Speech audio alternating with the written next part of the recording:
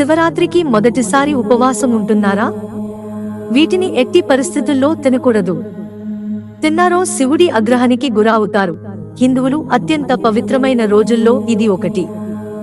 ఈ రోజున శివుడు మరియు పార్వతి వివాహం జరిగిందని విశ్వసిస్తారు.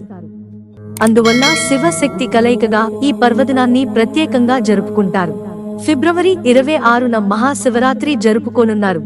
హిందూ ధార్మిక విశ్వాసాల ప్రకారం మహాశివరాత్రి రోజున ఉపవాసానికి చాలా ప్రాముఖ్యత ఉంది.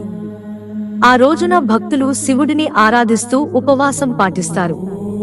కానీ మొదటిసారి ఉపవాసం ఉండే వారిలో కొంత సందిగ్ధత ఉంటుంది. ఏం తినాలి, ఏం తినకూడదు అనే ప్రశ్నలు కలుగుతాయి. ఉపవాసం ఎలా పాటించాలి? శివరాత్రి పర్వదినం ఉపవాసంతోనే ప్రత్యేకంగా జరుగుతుంది. కొందరు పూర్తిగా ఉపవాసం ఉంటారు. ఈ సమయంలో వారు కేవలం మంచి నీటిని మాత్రమే తాగుతారు. కానీ అనారోగ్య సమస్యలు ఉన్నవారు పండ్లు, పళ్ల రసాలు, తేనె కలిపిన నీరు వంటి తేలికపాటి ఆహారాన్ని తీసుకోవచ్చు. ఏం తినకూడదు? మహాశివరాత్రి ఉపవాసం పాటించేవారు ఉల్లి, వెల్లుల్లి పూర్తిగా మానేయాలి.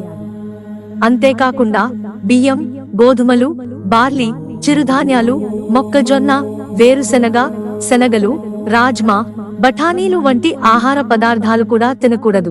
శివరాత్రి ఉపవాసం చతుర్దశి తిథి నుంచి ప్రారంభమవుతుంది. మరుసటి రోజు ప్రాతకాలం ముగుస్తుంది.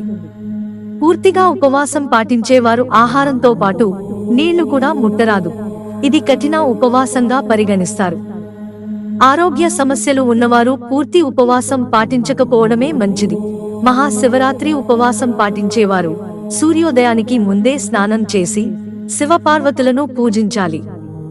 ఆ రోజున ఉపవాసం పాటిస్తున్నట్లు శివుని ముందు ప్రతిజ్ఞ చేయాలి.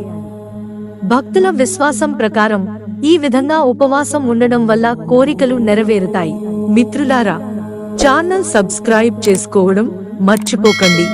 ధన్యవాదాలు.